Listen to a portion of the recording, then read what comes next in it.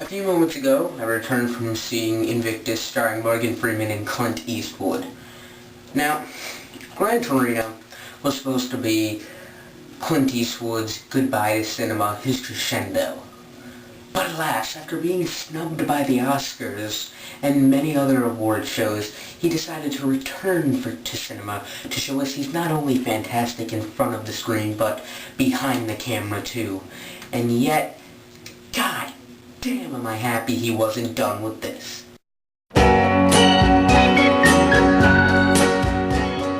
Clint Eastwood is a name that shall be remembered long after he's gone, and some of his movies are some of the most memorable movies in Hollywood history, and he continues to prove that with Invictus.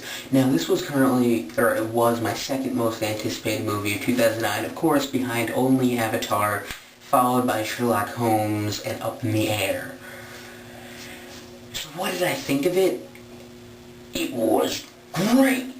It wasn't just decent, it wasn't just okay, but this movie was kick-ass. I mean, talk about inspirational. I mean, Morgan Freeman, you might call it cliche to say that he has an Oscar-worthy performance, but he does. He makes you believe he's Nelson Mandela, besides the fact that he looks exactly like him. And yes, this is the story of Nelson Mandela being the first black president after apartheid, and, trying to unite the country, and the 1995 rugby. It actually does involve rugby a lot more than I thought it would, but this really is a fantastic movie. Matt Damon does a fantastic job. I mean, he's not only a kick-ass actioner, but he is also a fantastic actor that I really do think deserves an Oscar nomination. Not to win, because, it wasn't good enough to win, but definitely deserves a nomination for supporting actor. I only have really one big complaint that dubs down this movie, and that is it is very slow in its development. I mean, its development is there, and there's a lot happening,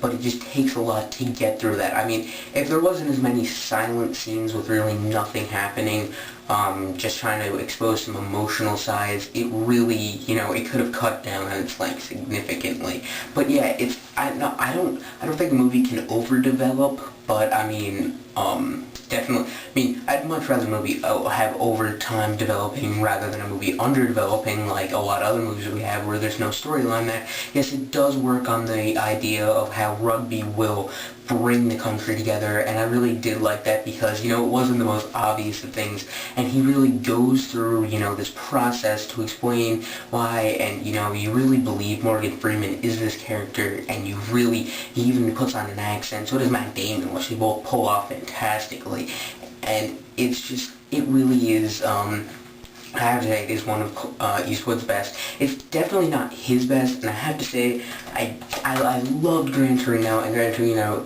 is definitely better, even by just a little bit. And it's kind of sad that Clint Eastwood did not get respect for that movie, because the movie is freaking awesome. It really is an easy movie to sum up, because it is very, very, very good, but the only thing is it just takes a while. The first half, it does drag, but it's not like monotonous. You never feel bored. You're just like, you want to have the, because they talk about leading up to this point, but yes, it does take place over some strings of events, but really it doesn't take, what I like about it is it doesn't take every 5 seconds to exploit racism. It's actually against that. It's not like, whenever a person just, every time you see a black person in a crowd of white people, you expect to have some racist scene, but really it's not like that. It's really, I was expecting a lot more focus.